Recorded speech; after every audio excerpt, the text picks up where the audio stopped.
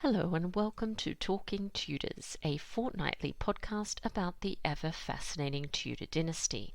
My name is Natalie Grueninger and I'll be your host and guide on this journey through 16th century England.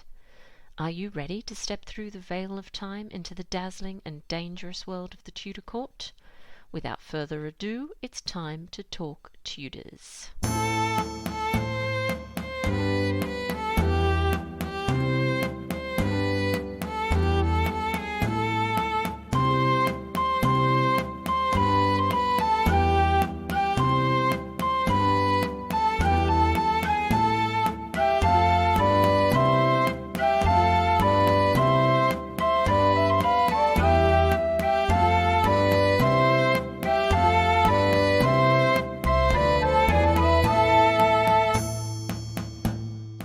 Hello everyone, welcome back to Talking Tudors episode 99. I'm your host Natalie Grueninger and it's so wonderful to have your company. As this is the first episode of the month, I'd like to begin by thanking the wonderful patrons who continue to support this podcast and welcome patrons who joined the Talking Tudors family in January.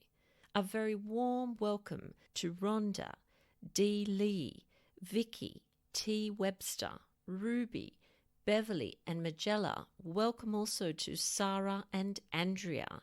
A number of others joined, but without identifying their names, so I do apologize for not naming you. I am, however, so grateful for your support and immense generosity. If you love the podcast and tune into every episode, perhaps you'd consider becoming a Talking Tudors patron. Just click on the Be My Patron on Podbean badge on the homepage of my website, www.onthetudortrail.com, or click on the Be a Patron button on the Podbean app. Join the Talking Tudors patron family, and in addition to receiving lots of Tudor-themed goodies, you'll be automatically entered into our patron-only monthly giveaways. February's prize is a vintage Anne of the Thousand Days movie brochure and a copy of Sandra Vasoli's brilliant book, Anne Boleyn's Letter from the Tower, A New Assessment. If you've been thinking about supporting the work I do, this is the perfect time to join. Now, on to today's episode. I'm so excited that joining me on the show to talk about The King's Wife, a new musical, is Grammy-nominated songwriter, independent recording artist and publisher Jamie Floyd, as well as writer extraordinaire Melisa. The King's Wife is a new musical that uniquely retells the relationship between Katherine of Aragon and Anne Boleyn, which were, of course, the first two wives of King Henry VIII. History paints these women as bitter enemies. The script has been flipped to tell their story differently. They're like-minded good friends, plotting and executing ideas for the future before they are stripped of choice, options, and each other in a devastating game of politics and power. It's an untraditional period piece with the progressive vibe of spring awakening, the dark sensuality of cabaret, and a moving core story about female friendship and the detriment to the world when great women aren't allowed to rise. For today's musical break, we have a real treat. Break My Broken Heart is a beautiful and moving song from the King's Wife musical. It's a duet between Katherine and Anne at a very pivotal point in the musical. Vocals recorded in Nashville by the incredible Madi Diaz and Emily West. After all that we've been through, we both did what we had to. So you can't blame me, you can't hate me. Just remember that you made me. You don't get to just move on like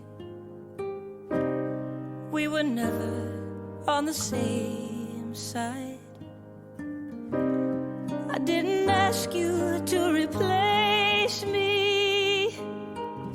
I never thought you would forsake me. I can't believe it's coming true. This is all because of you. What's done is done and we can't go back.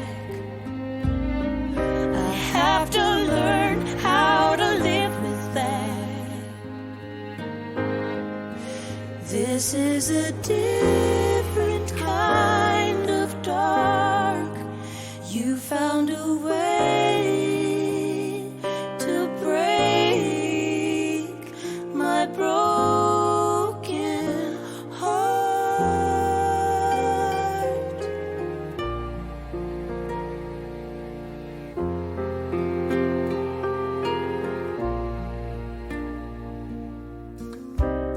None of this was ever easy. I almost lost myself completely. I thought I knew what I was doing. Why do I feel like I'm losing? How could you do this? I can't believe it's coming true. This is all because of you. What's done is done, and we can't go back. I have to learn how to live with that. This is a different kind of dark. You found a way to break. Oh, you broke my heart.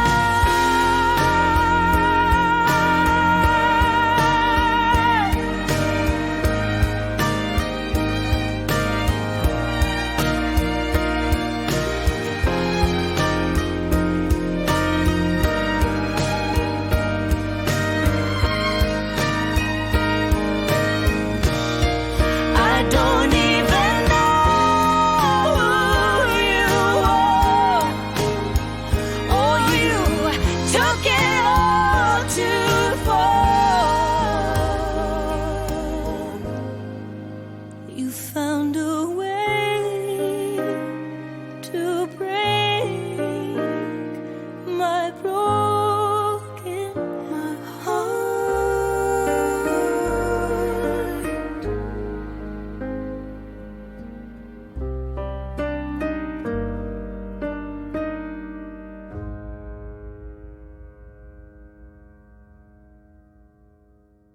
Welcome to Talking Tudors, Jamie and Melissa. I'm so excited to have you both on the show. Hello, thank you for having us. We're excited to be here, aren't we, Jamie? Yes, very excited to be with you today. Excellent. Well, I thought we could start with some introductions. So maybe, Jamie, do you want to go first and tell us a little bit about yourself and your background? Sure. So I'm originally from West Palm Beach, Florida, and I am a Grammy-nominated independent songwriter and artist living in Nashville, Tennessee. And I've had a long journey. I got my first record deal when I was 11 years old, and so I've really had a go in the music business. But it's my passion, and truly in my heart, I believe it's just my calling and what I love to do. And I just, over the years, as a songwriter and as an artist, I've written songs for film and television and artists that you would have heard of. Yeah, and I played the Grand Ole Opry just recently as an artist for the very first time. I made my Grand Ole Opry debut, and these last couple years have been very exciting for me. I wrote Kesha's last single. I wrote Kelly Clarkson's new collaboration with Jay Coote coming out very soon. And I've been really fortunate these past few years to see my career finally just start to pay off all the investment that you in yourself over the years is finally coming to fruition. So it's been really a beautiful thing to have happen. Yeah. Mm-hmm. What an incredible journey. That sounds absolutely amazing. And Melissa, what about you? Well, my name is Melissa. Hello, everybody. I am from Wales. You will hear my accent. I'm sure it pops out every now and then. I'm originally from Cardiff. I'm a fluent Welsh speaker, now living in Brooklyn, New York City. And I am actually a playwright and a director. And I like to call myself a theatre maker. I'm also an educator and love everything to do with telling stories. So I guess I'm an all-round storyteller. I guess that's sort of me in a nutshell. I used to be, like Jamie, I started very young too. I used to be a child actress in a soap opera. So my journey has been a little bit more convoluted than Jamie's. I've sort of gone through the different types of stories, from highly dramatic to slightly more serious things like Tudory things. How fantastic. You both have such incredible backgrounds. I love it. That's awesome. Now, you're also both part of a new musical called The King's Wife. So I want to hear all about this exciting project. Who wants to jump in first? Melissa, take her away. Yeah, Jamie and I are writing a musical about three incredible women. I say three because, our central character is Katherine of Aragon, and our story sort of centers around her and her the way that she has to navigate the court, her relationship with her lady-in-waiting, Anne Boleyn, and of course, the third lady is Mary, her daughter. So we're telling the story of these three very, very powerful, very, very intelligent, strong women during this sort of very turbulent time at the Tudor court, and hopefully sort of seeing that story through their lens, as opposed to seeing them as wives and daughters of the men that we always know of. So that's sort of what we're doing. We're sculpting a story about friendship, about education, about hope, about female rights, about the things that get in the way and the obstacles that we have to conquer to get what we want as women, especially then at this very difficult, brutal time in some ways, but yet exciting time for women, because there were lots of great things actually happening that we've forgotten about. So we're sort of writing a musical about that, really, I think. Is there anything I've forgotten there? Oh no, I was going to say Melissa's our playwright for a reason. She's just this beautiful storyteller that's just the glue that holds everything together. So I wanted to make sure we heard that from her.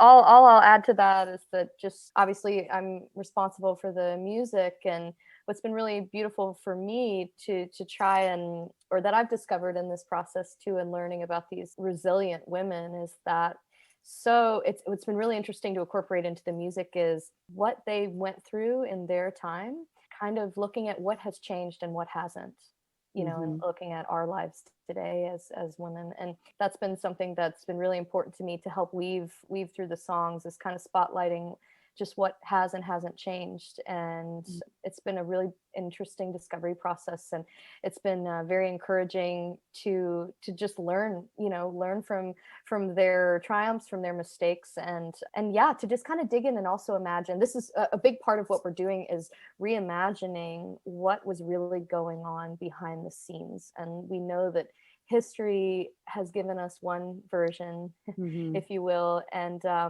but I feel like we're kind of as though some of the pages have been ripped out, and we're trying to put those pages back in and try to understand, what pages may have been ripped out and what the missing pieces may have been. So it's been really fun.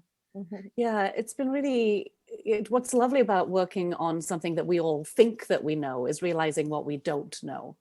And that and we were just talking before we started on this show right now, the idea of historians, we take facts, they take moments of history, of course, and then there's storytelling to be done in between. There's the weaving of these facts.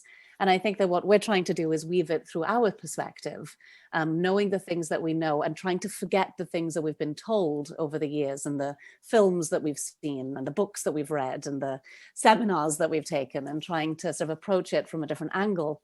And what Jamie's done with the music is just really, really incredible. It just brings so much heart to this world that we think we know. And it's a very contemporary look and sound.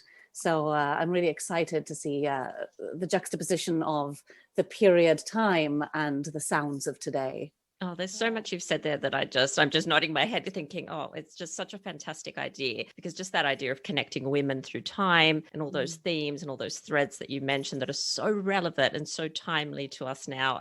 It's a fantastic idea. But I really want to know, because I love hearing about how these ideas kind of start. So how did this idea come about? Well, it's an evolution, really. I think every story is an evolution. We have a producer who came with an idea, which was, I'd like to write a story about these two incredible women of friendship. And that's where it started. That was the kernel. But of course, the story has completely changed from that first moment. It's now something completely different, because we've, brought in Mary, and we've brought in a lot more contemporary stuff. So it started as a kernel of an idea. two names essentially, and then it became this beast of a musical, which has become about sort of the things that we are interested in. And Jamie and I sort of we've come together a lot. Of how long have we been doing this now? 2 years? Yeah. 2 years? Wow. I think it's Yeah, probably about 2 almost years. our anniversary, Jamie. I know. We'll have to send each other a bottle of champagne. Yes. So over the sort of past 2 years, we've basically been bringing our own lives, our own experiences into this story and finding ourselves within the context of the past. And I think that that's kind of where the stories come from. It's come from us in a way. It's come from the things that we've learned since we've met each other. I know that it's evolved hugely in the past 2 years. Studying the history and also just like Melissa was saying, looking at our own lives and seeing bits and pieces of ourselves in Anne and Katherine has been a really beautiful process. I obviously draw so much from Melissa's story and how she's just weaved together this world for us, so we can really see it and really feel it. And I feel like I kind of look for the nerves and the emotion and the heart of these characters where I go, oh gosh, like I read, what's written and what happened to Katherine, for instance, and how she was separated from her daughter and just kind of discounted, after being powerful presence in history, forget woman, just a powerful human in history, right? And to have that so easily stripped from her on just a whim almost. I can relate to that in my own career, unfortunately, but it's been a really beautiful cathartic situation too, to really dive into where their heartbreaks happened and to compare heartbreaks and to kind of help fuse them together has been a really, I don't know, just a self-discovery, as well as I'm hoping that, at least in songwriting, we always say the more detailed you get, the more universal it becomes. So I've really taken their heartaches to heart, and I've tried to just dive in as much as possible, hoping that everyone will relate like we have. Yeah, it really has been amazing to sort of, the one thing that we kept going back to was what's been happening in the world too, and what happens when you have the most qualified woman up for the job and she doesn't get it. It's happened over and over and over. We live in America and we saw that happen 4 years ago and we're still living with that. Not that this is I'm trying to say that this is a hugely political piece, though all art, of course, is political. There is something to be said about sort of that hasn't changed, that you can still have the smartest woman, the most qualified woman up for a job, and then the least qualified person gets it just because of their sex.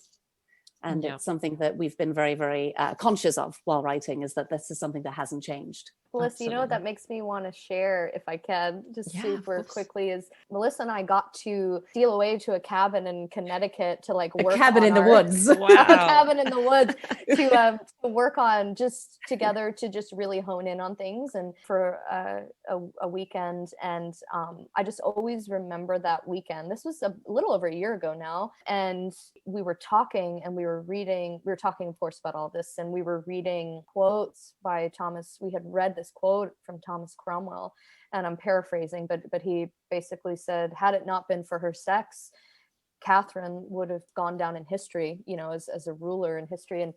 And we were sitting on the couch and we'd built a fire, and it was just we were trying to find our muse, and and we both came upon this concept of, or that just hits home, very, very deeply. And we were talking, and within our discussion, we came up with the phrase unfortunate anatomy, which is basically what Thomas Cromwell had said. And unfortunately in our climates culturally now, that's something that's still very prevalent, and obviously still something everyone is aware of. And we ended up coming up with that concept there, and I ended up kind of spinning it into a song called Unfortunate Anatomy. It's stunning. Oh, well, thank you. Oh, all the songs I've heard are so beautiful. They're just amazing. Well, everyone go and listen right now. Well, not right now, after this.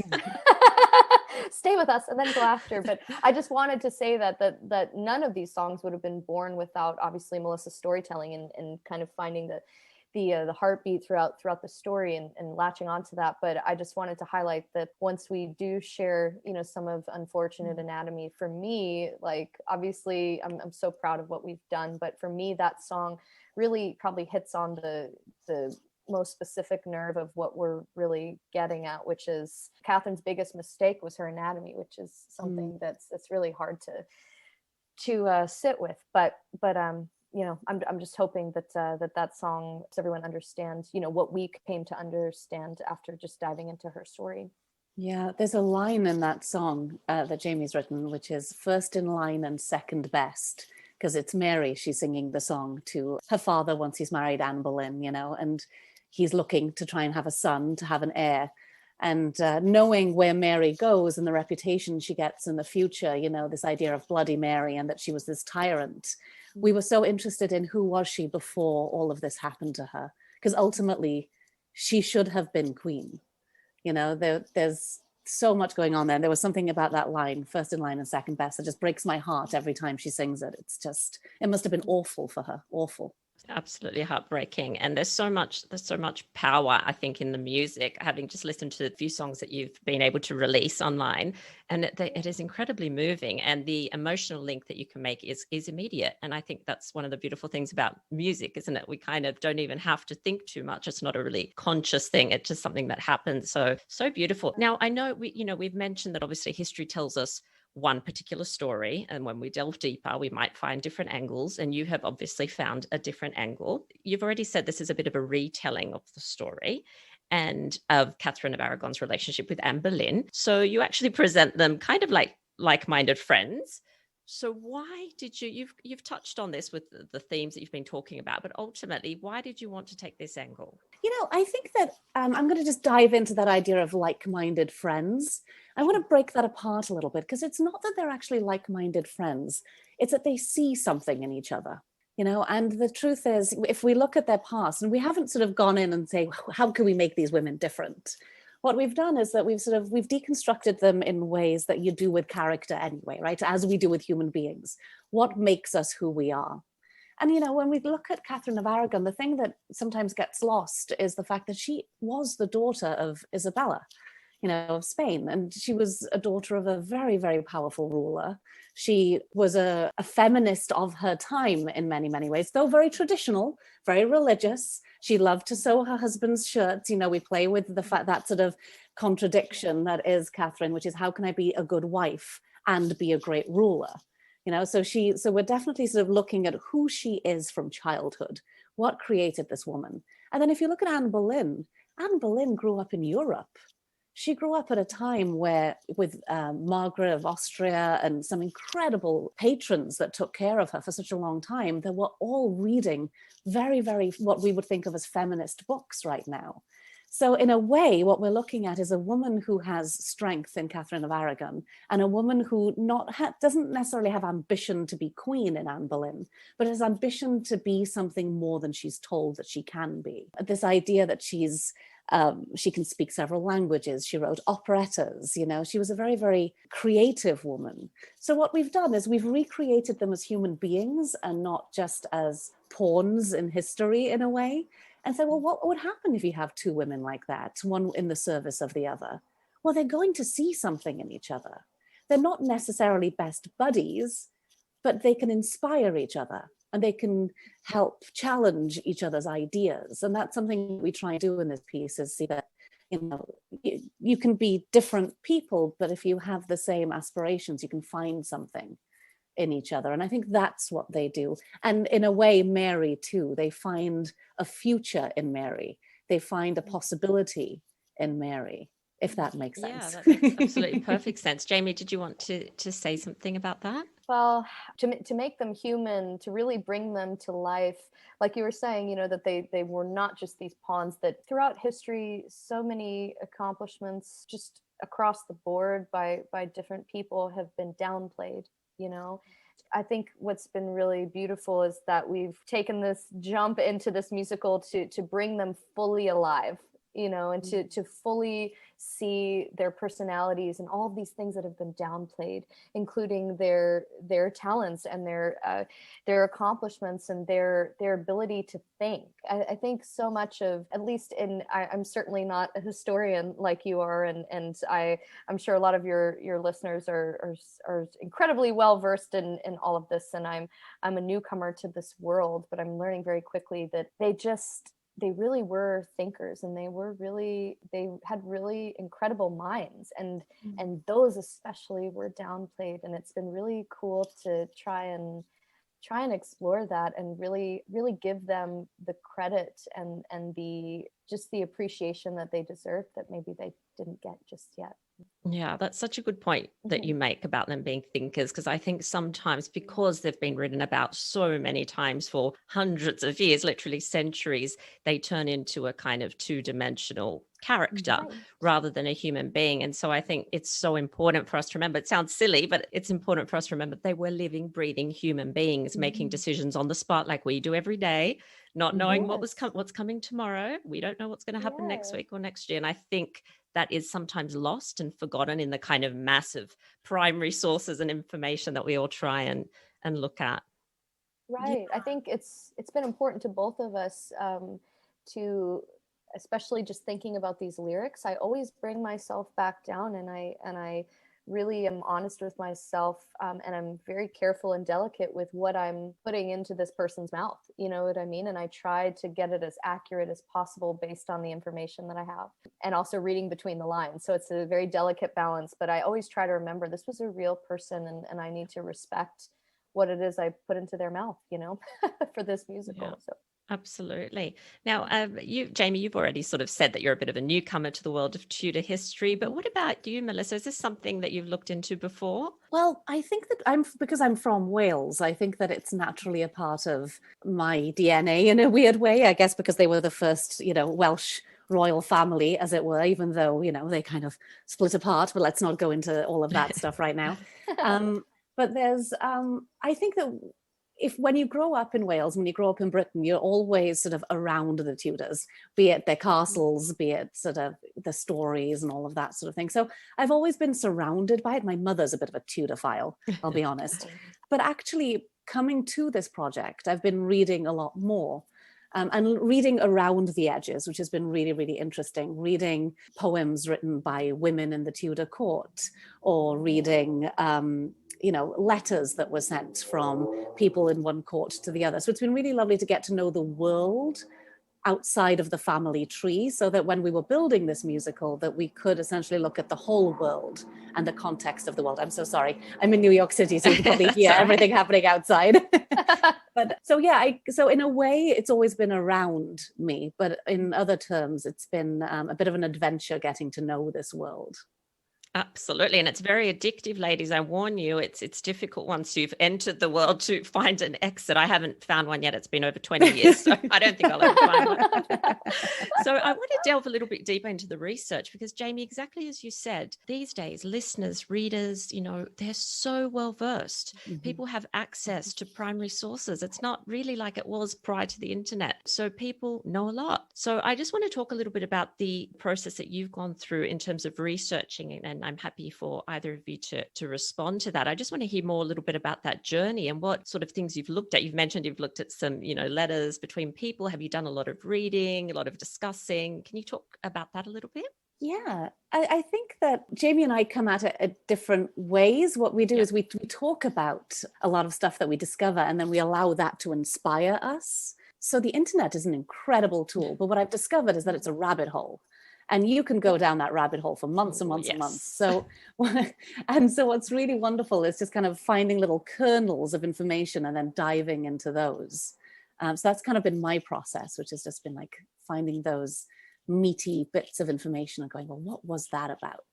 Yeah, I agree with that too, because we all have, or not we all, but coming up just through schooling and just history learning in general, you have this just a little bit of a baseline, and then I've just really appreciated diving deeper. But for me, and diving deeper, in this context, because for me, again, like what's very powerful for me have been quotes from them that Melisa is so great, like how she's saying, like she finds these kernels and she shares them with me, and we, you know, share them with each other. And I just kind of cherish those, and I really try and let those inform some of my decisions, and to let those kind of be North Stars along the way, because I always love, like, Melissa doesn't necessarily tell me where she puts quotes in or not, or whatever, you know, in the script, and every now and then, like, some beautiful placements of actual quotes, and I always think that's so powerful, you know. And I love looking at the artwork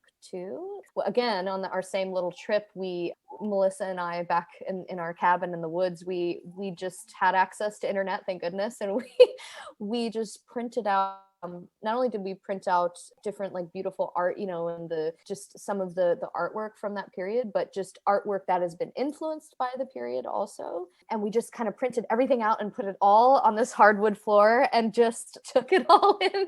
Really, from an artistry standpoint, was really powerful for me. Just surrounding myself with the tone and the vibe, to be quite honest, is really helpful. And I guess I've done some reading as well. And what's been really interesting for me is hearing about Katherine's background, Melissa, like you touched on, with growing up under Isabella, and how really understanding where Katherine came from is, for me, almost half the battle. Like I feel like what we hear, you know, her time with Henry obviously was a good chunk of her life, but gosh, to think about where she came from and how she was raised is kind of mind-blowing. It makes so much sense, because me, coming from someone who is not diving into Tudor history, you know, I just before this, that I just had a working knowledge, but just the common working knowledge. Once you understand where Katherine was coming from, it all makes sense. But all I had was my working knowledge of she was the wife of Henry VIII, the first wife, you know, and just the high points, you know. Yeah. But there was so much more to her journey, and just when you start to look at the twists of fate that happened in her life, Henry's brother passing away, and all these things happening, you just watching her path and watching her fate unfold is so much more powerful when you know where she came from, and that's something that's really influenced me. That is so true. And it's at her early years, unfortunately, we don't hear that much about. They are, of course, overshadowed by her time as queen and then her time as discarded queen. But it's so true. And I'll tell you a very quick story. I was doing a trip of Spain. So my ancestry is Spanish and I do speak Spanish. And I went with my family and we caravanned around Spain. It was the most incredible experience. And I spent time at the Alhambra, which is the palace, one of the palaces where Katherine spent a lot of time. It's the most incredible, magical place. Have either of you been? Yes, I actually went there when I was about 5 years old. I don't remember any of it, but there's pictures of me there. You have, you know, if you can go at some point, please do. You know, after so many years about reading about Katherine's life and her move to England and how hard it was for her, at that moment, I really understood it when I was standing in this sun-drenched courtyard, the smell of the citrus trees, the beautiful warmth of the Spanish sun. And I had also been to Ludlow, which is where she lived when she first married. And yes, exactly. Wow. You know, when she first married Henry's brother, Arthur. And you actually can't find two more contrasting places, I don't think, in the world. So at that moment, I really, really felt that I understood just how difficult that must have been for her. Like I'd read it and I thought I got it kind of intellectually, but it wasn't until I made that connection with the actual space and the place of both those places that I actually understood. So it is so important. Her early life is just crucial to understanding everything that she did after that. And, you know, the fact that she never, ever gave up her title is because she was born being told that she was going to be England's queen pretty much after a couple of years. So it is so true what you say. So true. Did you want to add something, Melissa? No, it's just that I think that it's so interesting that you say we don't know much about her early years, because we don't. And well, we do, but we're not that interested in it. And it's that I'm very interested in the mythologies of, you know, family mythology. And so I'm interested in what was she told as a child? Who was she told she could be? Who was she told that she was? And what did she see with her own eyes? Yeah. It's very brave of her to have traveled, you know, on horse, on a ship to England, to a cold, damp place, just like you say, you know, where the clouds, the sky is lower there, you know, whether you like it or not, you can't get away from the clouds. It must have been very, very difficult for her. And then to lose her husband right away within just a few months, you know, it must have been, and not to know then what her fate was, to have to wait around and And she did. She stuck it out. She was determined. She was determined to see what was going to happen and ultimately marry Henry. I really admire her. I really do. Yes, and I'm gonna come back to that because I want to know specifically what you admire in these women. But I just want to, Jamie, I love hearing about your sort of creative process. It's so beautiful and it's so, I don't know, it's just really lovely. And would you be able to tell us a little bit more about the process behind writing the song lyric? You know, how long does that take? Do you do it all at once? Do you come back to it? And how have Katherine and Anne, and you've already touched on this, but maybe expand on it a little bit. How have they inspired that journey? So I come from the background here in Nashville. I learned according to the Nashville School of Songwriting, which is kind of a very high standard. I'll tell you that right now. It's a very high standard of storytelling. And I've been very lucky in my work in country music and just commercial music to have really been schooled by some of our greatest modern day storytellers in country music. And I really am so grateful that I have had that real world training with these masters, because I've tried to take what I've learned from them as best as I can and use that to really make sure that the craft of this is as good as it can possibly be from a storyteller standpoint. As far as my process, I feel like, Melissa, we've gone almost scene by scene, and just like that kind of would keep me on track and give me a goal, because it's, you know, an entire musical is it's just a huge responsibility. Yeah. And so you got to take one little bite at a time. And so initially just kind of taking it scene by scene, to be literal about it. But when I actually have sat down to write, of course, like I am really proud of all of them, but I have little favorites in there, you know, and some of them came from my real life experiences that happen to be happening in real time. For instance, when we would be working on a specific scene. So there's one very big duet that happens that we see the rise of Anne and the fall of Katherine happening at the same time. And that scene has this song where they sing together and with each other in this horrible moment of them being ripped apart. Everything's going haywire. And this duet is called Break My Broken Heart. And the heart of it lyrically says, you know, you as in Henry, it depends who's singing, but essentially Katherine is saying, you, Henry, found a way to break my broken heart. Because if you think about how many times this woman's heart has been broken just over her miscarriages alone, you know, what she went through just in that alone, her heart was just shattered, and he found a way to break it one more time. And I just remember in my personal life, I was going through a breakup myself, and granted, it was not at the magnitude of what Katherine was going through. However, what made me come up with that lyric is it was so apparent that Katherine's heart had been broken so many times in so many different ways, and I immediately related to that. You know, I was like, gosh, how many times can a heart break, and how is it possible for someone to find a way, because that's the lyrics, you found a way to break my broken heart, and somebody has to really try and work at that. And I felt like in my personal life that someone had just really figured out a way, and it just blew open the concept for that song. And it was just so overflowing out of me because I had found a nerve in common with Katherine. And so process wise, sometimes musically, because by the way, so many I think are written, or at least I'm learning, you know, I'm new to the theater world. I'm not new to songwriting, but I'm new to the theater, beautiful world of theater. And I write everything on guitar, which is interesting, which has come in handy because I have, like, you might be able to see some of them. I have like that one in the middle. I've written a lot of our songs on that one in the middle. That's my dad's guitar from when he was like 16, and that's a nylon string guitar, which kind of invokes Spanish feeling music. Yes, you know, you hear that a lot. Yeah. And so I've on purpose have written a lot of the songs on nylon string to kind of get myself in the mood, you know, and just to be as authentic as I can be in the moment. But to answer your question, sometimes the lyrics will all pour out without music, and I'll just, you know, just have the lyric and the story hit me. But I will say probably more often the music influences everything first. So I'll find the emotion within the music and the melody, and the words will follow that. But I have to say, out of all the songs, I'm kind of going through my head, all the songs pretty much so far have come together for the most part, where the music and me just kind of blah blah blahing the lyrics out of my mouth and stringing them together, they come simultaneously. And I guess traditionally a lot of times the music and the lyrics are written separately, but for me they almost always come together.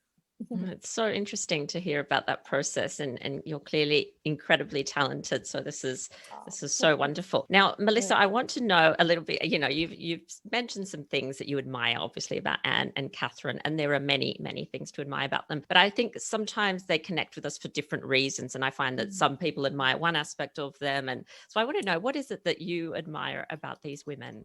They're both very different women, and so there are definitely different things that I admire about both of them. With Katherine, I really admire the fact that she wants to make tomorrow better for everyone. She commissioned a book for her daughter when her daughter was 8 years old, to try and encourage her to continue being an educated woman, perhaps to help her along her journey as queen. Perhaps she thought that was going to be on the books for her daughter at that point. But she also put in a lot of laws, a lot of social reform. She did a lot to help poverty in England at the time. I'm going to say England, not Britain, because it was such a convoluted system. But so I really admire the fact that she really wanted to make tomorrow better, not necessarily for her, but for the next generation. And that's something that we really focus on. And then with Anne, I really relate to Anne, because what Anne wants, in my opinion, is the freedom to choose. She wants the freedom of choice, to choose her destiny, to choose who she can be with, who she can sing with, who she can write poetry with, who she can dance with. And constantly throughout her life, her choices are taken away from her. She's put into another place. She's been told to put on a new costume. She's been told to woo a new person for the sake of the family, and so on and so forth. So I really admire the fact that Anne is constantly trying to find a way to find freedom of choice. And those two things, although they're different, what Katherine is trying to do is actually ultimately what could help Anne. They just happen to be too close together in history. Had they been another generation apart, Anne might have had a very different life. Had Katherine survived and had Mary become the queen, maybe she could have been, instead of the queen she became.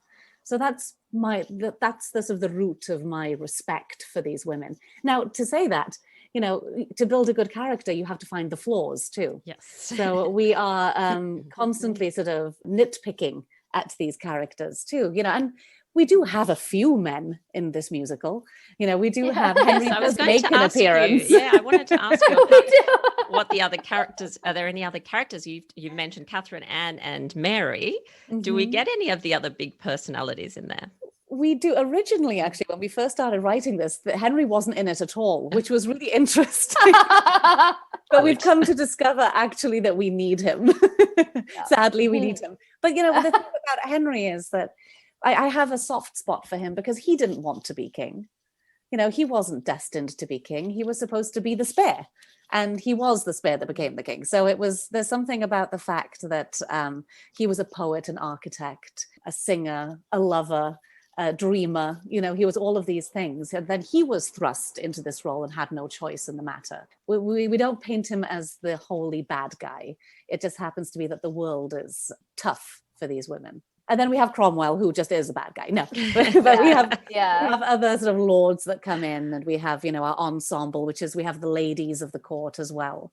And they all have very different personalities, and they bring a lot of color to the court, which is a lot of fun. Oh, it sounds exceptional. And I always think of a letter, because you were talking about Katherine and Anne, the letter that Anne wrote when she was at Margaret of Austria's court. So I think she was about this, people disagree with this, but I think she was about 12 or 13 at the time when she wrote it. And I just love the fact that she says that she's basically preparing in order to be able to serve the Queen as best she can. Now, again, people argue whether she meant the Queen of France that she was about to go and serve, or Katherine. I think she was talking about Katherine. And I think it's such an interesting angle when people kind of paint Anne as this schemer, and her whole life she just wanted to take the crown. No, well, of course she didn't. She No. was just had the same kind of aspirations as other, girls her age at court, and Mhm. she really wanted to serve Catherine well. And I think it's a nice thing to keep in mind as you read the rest of the story. Yeah, I think that that's something that people do forget is that, it was tough for these ladies. It wasn't all dances and prunes No. and cakes. It was really, really tough. They needed to find a way to have a life, and that was through court. So the closer you were to the queen, you hope that your life could be a little easier. I feel for them. I really do. Every time we dive into the show, I just keep thinking, gosh, the things that they put up with. And I wonder, have your ideas about either of them or any person from the Tudor court changed from this? You've said this journey's, 2 years into this incredible journey. So was there anything that you kind of believed or thought at the beginning about somebody that now is kind of transformed or has evolved or is completely different? I think for me, it's Mary. Because Mary wasn't in the beginning, she wasn't really a part of our storytelling until we'd realized how important she was for the storytelling. And I grew up knowing her as the executioner, the woman who did terrible things and killed all the people. But actually, she's so much more than that. And she didn't kill as many other royals, actually. But people forget that. But I think that getting to know her has been really, really amazing, and seeing how quickly something can change and someone can change and how circumstances change people. So that was my big revelation. Yeah. And Jamie? For me, it was Henry. It was Henry for me because, again, with just your kind of basic working knowledge of history and this kind of surface of what we learn growing up, I just always saw Henry as the villain and as just this tyrant and this persona that I think as we've gone further into the story, to me, and of course, but like I was saying, based on their actual quotes and not us reading between the lines, but to me, learning what a free spirit he was, and that he was also this songwriter and all these things that I didn't really know about him.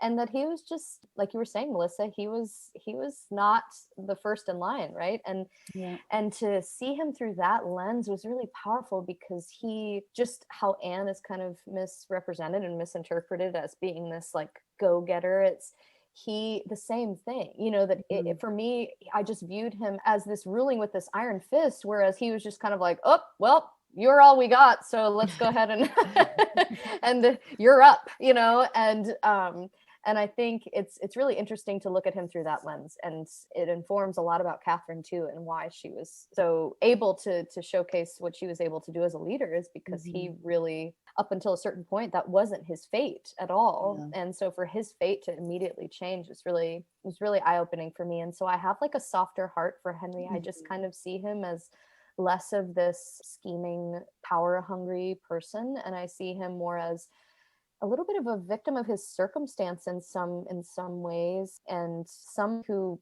got put into a situation he wasn't expecting, and maybe he made decisions and things that maybe others wouldn't have, because he just never expected any of that. He wasn't groomed, certainly, like how Catherine was. And so anyway, Henry's probably my biggest revelation. Yeah, he's quite the mystery, isn't he, Henry?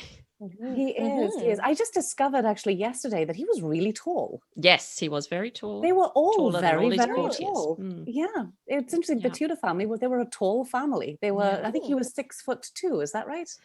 Something like that. Yeah, I can't remember now in feet, but I know that he was definitely tall. I always compare him with my husband. I say, my God, Henry was taller than you, because I think my husband's quite tall. I think he was around the 1.90 meter. Sorry, I only know in meters, but I'm pretty sure it was about, which is very tall. Yeah, so I always think of him as not tall and kind of this sort of stout thing, but he was actually this very handsome man once upon a time, wasn't he? Absolutely. Wow. Absolutely.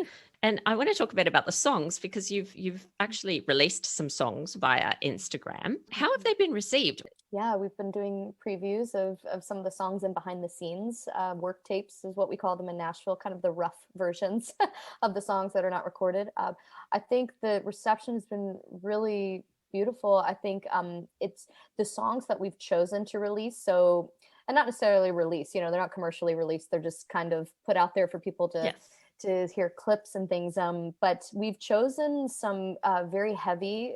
A lot of the songs have been very heavy, part of the more dramatic moments. But also, I think, Melisa, I think I Should Be Queen was one of them. To the songs that have been very intense, I think people have just said that they have been very moved. And one of the songs that we put up, as it stands, this may change, of course, but one of the songs that closes the musical as of now is called Always Almost. And we had released something for the fans to hear of that song. And we just had a lot of people react. I had written that song about, the way I related to it was between friends, truly. It was not a romantic type situation. It really was a situation between friends. And we had people respond. Obviously, they're thinking in the context of Anne and Katherine, which is true for this song, but we had people respond to say, oh, I haven't been able to speak to this friend of mine for years and years. We had like a falling out, and this song, I sent it to her, and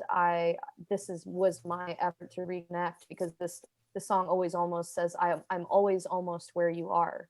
I can hear you call. I'm always almost not too far, but I can barely reach you. Just my arms aren't long enough to reach you, is the tone of the song. And it was just really beautiful that people took that, into their own life, even to such a intense level. Like, that was a really special thing. To the sad songs, everyone's just saying, oh my gosh, we're crying already. And oh God, this is so intense. But I'm happy for that, because all art can be polarizing, and so I just, as a songwriter, I always hope that when you hear one of my songs, and this is a tall order, this is just what I wish, I don't say it happens all the time, but I always wish, like, when you hear one of my songs, that you never forget the first time you hear it. I hope that I can make it powerful enough to where you remember hearing it for the first time. And so I've really tried to do that with all of these songs, and so far so good.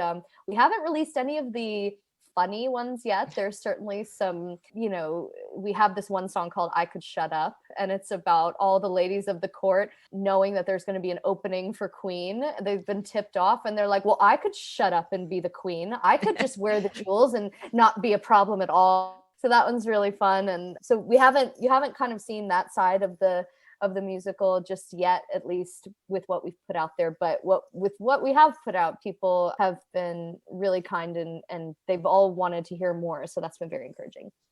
That is fantastic. I'm always impressed by the breadth of the fans. There are so many different ages, and they come from all over the world now. We have quite a nice little following on our Instagram, and I'm just always amazed by how many come via loving Tudors. Yes. And loving anything Tudor. And so they find us via this sort of passion of history. And so that's really nice too, that it's not that I don't love our theatre fans. I adore our theatre fans.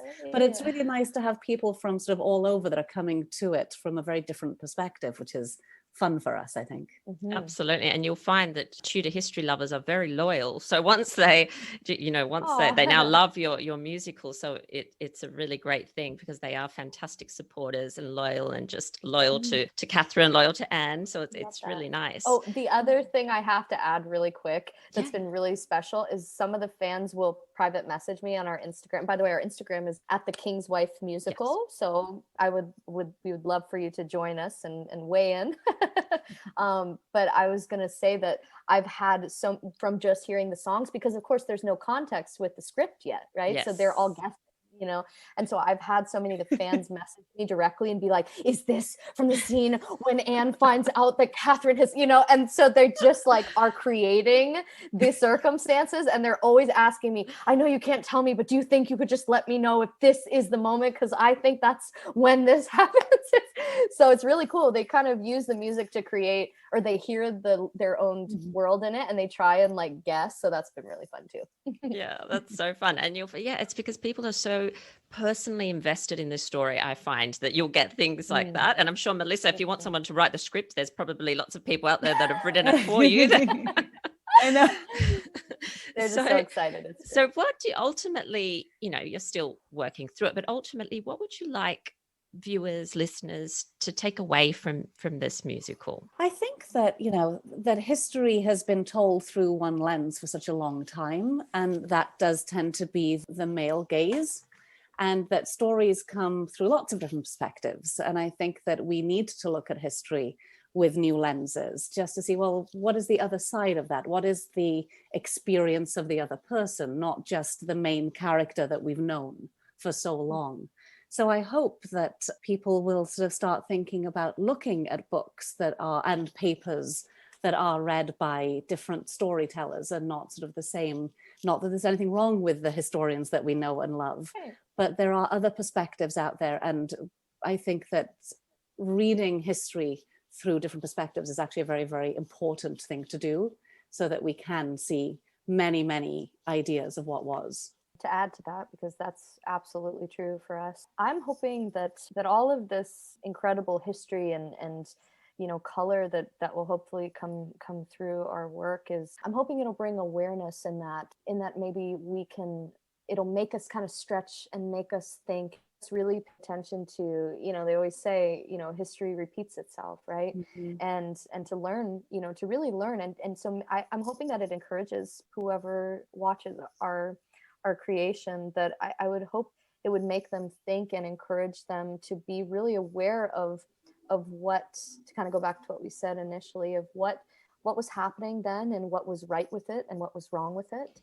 and to help apply and learn from that, and to kind of help culturally right now, and to just inform us now, and help us to make better decisions, and to help just there to be more acceptance and just overall openness to ideas from all people, and just see what they missed back then, you know what I mean? To think about what was missed and also what they've given us, to learn from and to repeat. Some things are worth repeating and some things are not. And I hope we kind of are able to spotlight all sorts of things on either side. But I wanted to add too, before I forget, Melisa had said earlier, and this all goes together, but Melisa said earlier about how she just admired Katherine's passion for making tomorrow better, for understanding that it may not affect her life, but that it could certainly affect the future generations. And I have to say, something we discovered in our creation of this, and those of you who love history will love this, I think, the Tudor history. My best friend for years and years is a scientist and a PhD from Vanderbilt University. And when I told her that we were creating this, she kind of sat back and said, "Oh my God, I am I believe it's the 22 times removed great-granddaughter of Isabella. And so this is my best friend for over a decade, and like one of the closest people to me. And she is this bloodline that Katherine worked so hard to change the future for. And here she is, one of the most brilliant scientists that we have. And she's changing the world with her discoveries." And it just made me so emotional, because I just thought to myself, oh my gosh, even though her story ended the way it did, that she did it. Mm-hmm. And here's living proof. Here's living proof that I've watched, like how brilliant, my friend is. And that in a way, Katherine, she did exactly what she set out to do. And there's evidence of that in our world today, which is really something beautiful. Yeah, Jamie, that is so beautiful. It is just perfect evidence of how connected we all are. And I'm actually, we won't go into it because this will be another hour podcast episode, but I actually do believe we can heal the past, as crazy as it sounds. And I think that the beautiful work that you're doing is working towards opening that up and inspiring more acceptance. And as you say, just being open to different ideas and connecting. And it's just exceptional. And I think that it's very interesting that the two of you are just so beautiful and exceptional and talented, and that you're talking about women that were absolutely beautiful, exceptional and talented.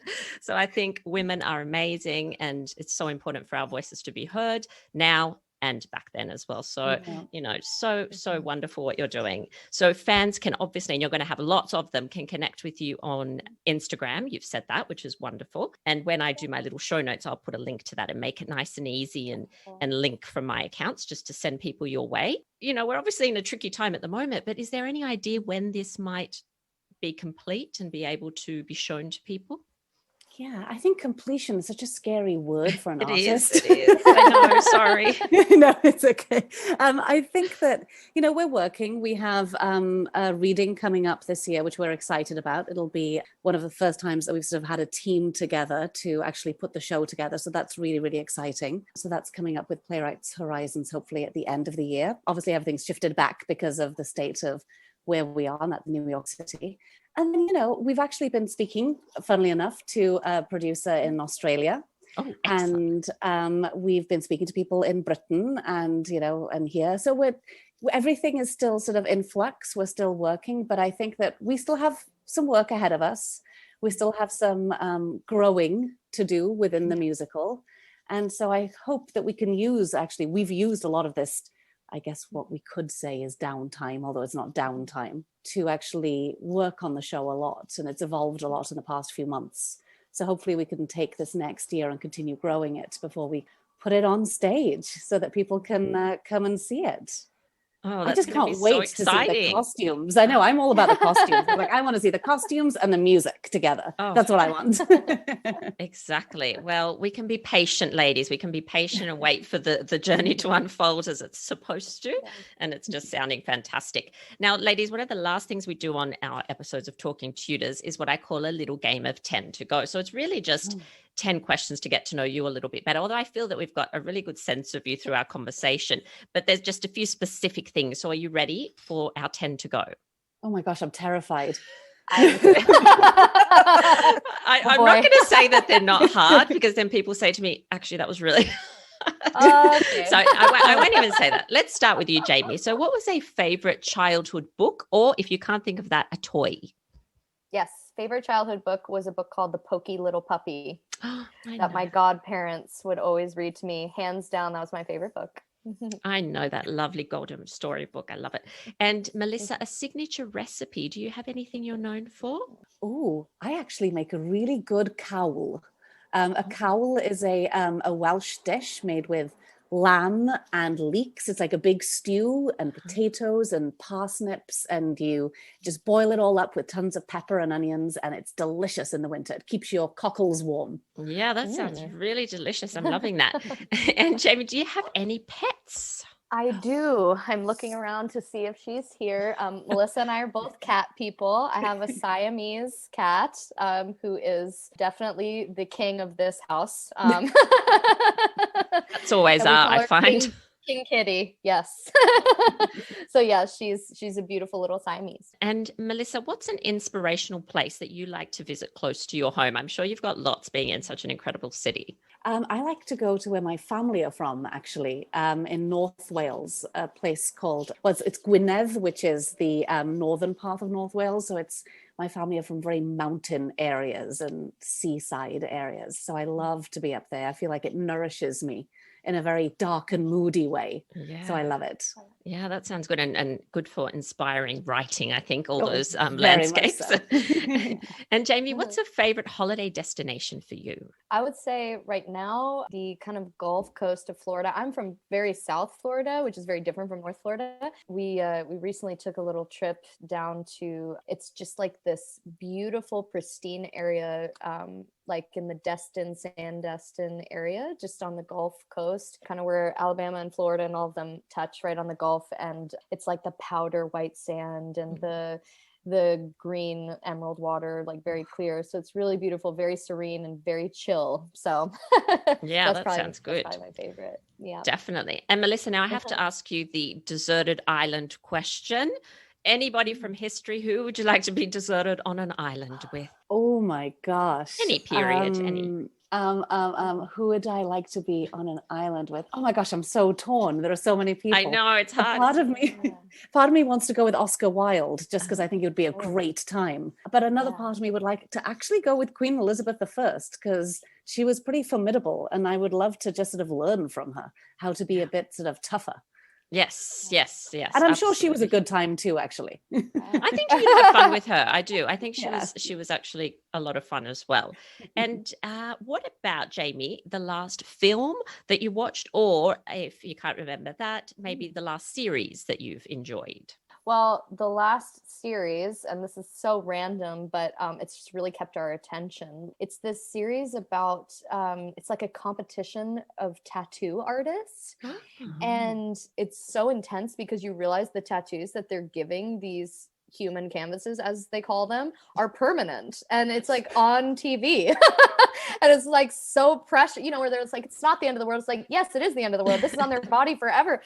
So it like raises the stakes so high, but it's actually really beautiful. You see all this different artistry and like interpretations of the same assignment, and it's, I don't know, it's very creative, and the stakes are so high, and it's just very addictive. And my fiance Jimmy and I are just addicted to it, even though I have no tattoos. I don't even have any tattoos, but I'm like totally addicted. Yeah, that sounds good. And what about, Melisa, a memorable gift that you've been given? Oh God, I'm such a nerd. I hate how much of a nerd I am. Gosh, I remember when my dad bought me the complete works of Shakespeare when I was 10 years old, because I kept going into my mother's and ripping it. So he bought me the complete works of Shakespeare, and I read it from cover to cover. It probably took me 2 years, but I remember reading it, and I could quote passages from it. So that was, I think, one of my most influential books in my life. Oh, that's lovely. Yes, I've got mine somewhere. I haven't read it from cover to cover like you, though. I probably should at some point. Weirdly enough, it's worth diving in every now and then. Every now and then when I'm teaching a class, I dive back in, and they're great stories. Yes, yeah, exactly. Jamie, what is a new, you're very talented, so I don't know, but what's a new skill that you might like to learn? I don't know that I'd ever have time for this, but I just... I think one of my favorite instruments is the pedal steel guitar. And it's just, it sounds like, it's just like, it makes your songs cry. It's like the most emotional instrument. And I feel like if I could actually have the time, discipline, so difficult. It's like you have to use all your hands and your feet and everything at the same time. So you have to be so coordinated. But and it's so nuanced. If I could learn how to do that, I would love that. Yeah, I have to go and listen to it now because I don't know. I can't get the sound in my head. And lucky last for you, Melisa, what is something you're looking forward to this year? Oh my gosh, going outside and going to a bar and celebrating with my friends that we're all still here. Yeah, I think that for me, because I'm living in New York City, we've been sort of being together is such a big part of our experience here. And so not having that opportunity to see our friends has been tough. So I'm really looking forward to having a drink with my friends this year. I know the simple things that we took advantage of for so long, and now we're really understanding how meaningful they are. And Jamie, what about you? I think we're going to get married this year, so I'm looking forward to getting married. That's a good one. That's a really good one. Oh, fantastic. And the very last thing I promise, ladies, and then I'll let you return to your evening. I always ask for a Tudor takeaway. So this is something that our listeners can go and check out after the show. Sometimes people suggest a song to listen to or a book to read or a website to have a look at. It can be really anything that might just expand their understanding of Tudor history or allow them to reflect on it. Do you have a Tudor takeaway for us? Melisa, will you help me with mine while you're thinking about yours? I'm like, well, because Melisa, the speech or the Battle of Flodden, is that something that you directly looked? Yeah, the speech itself. Yeah. So actually, no, I wrote. You created that, right? I created a speech, but I created it in sort of an iambic pentameter, like an homage to a piece from Shakespeare. So, but she, I imagined that it was her St. Crispin's Day speech, that sort of, Yeah, like what I was going to say is I loved, like, I wish we could, I know we can't like publish that, but Melisa just created this beautiful, almost just victory march of Catherine's that I just could picture the Battle of Flodden specifically. You all may have already read a book called The Wives of Henry VIII by Antonia Fraser. Fraser. Yeah. So that's a great one. Yeah. I've been very familiar with that, but someone who is newer to the Tudor world, I just took so much from that, and I thought there were so many really great tidbits, and it really opened my eyes to a lot of things I wasn't aware of that were I took with me. So I would say to check that out. Fantastic, thank you. And Melisa? I guess I would say if you are heading to Britain on a Tudor trail, I think that there's lots of usual suspects that people go to, but I highly recommend going to Pembroke Castle because it's where it all began and it's still standing, and it's a really, really beautiful castle. And that sort of area of the country is gorgeous. So Pembroke Castle, to see where it all began. Oh, fantastic. It's on my list. I haven't made it that far yet, but I will. It's definitely. Let me know when you go. I'll give you some hints and tips of Yes, places please. to go. Absolutely. And ladies, this has been such an absolute pleasure and an honor. And I look forward to following your incredible journey and to celebrating with you when it all comes to fruition and we get to see it with the costumes and with the music and with the incredible script and the music. And so thank you so much for talking Tudors with me. Thank you for having us. It's been delightful. Thank you. Yes, thank you. Well, that brings us to the end of this episode of Talking Tudors. Thank you so much for joining us. I absolutely love to hear from listeners, so if you have any comments or suggestions, or just want to say hi, please get in touch with me via my website, www.onthetudortrail.com, where you'll also find show notes for today's episode. If you've enjoyed the show, please share the podcast with friends and family, and don't forget to subscribe, rate, and review. I also invite you to join our Talking Tudors podcast group on Facebook, where you can interact with other Tudor history lovers and hear all the behind-the-scenes news. You'll also find me on Twitter. My handle is On the Tudor Trail, and on Instagram as The Most Happy 78. It's time now for us to re-enter the modern world. As always, I look forward to talking Tudors with you again very soon.